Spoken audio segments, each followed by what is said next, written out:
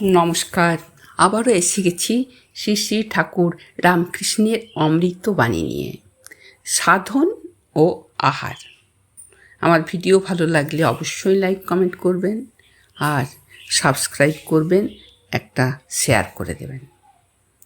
ঠাকুর বলছেন, যে হবিষ্যান্ন ভক্ষণ করে কিন্তু ঈশ্বর লাভ করতে চায় না, তার হবিষ্যান্ন গো মাংস সমতুল্য।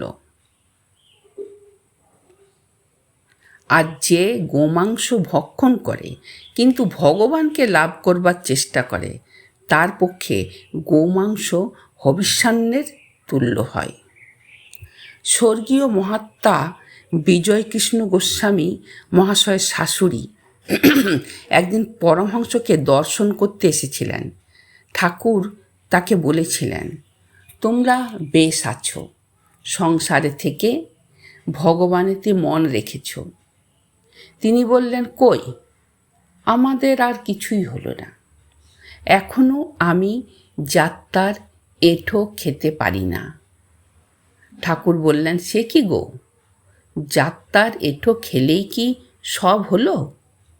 কুকুর শেয়াল সবারই এঁঠো খায়, তা বলে কি তাদের ব্রহ্মজ্ঞান লাভ হয়? ধন্যবাদ।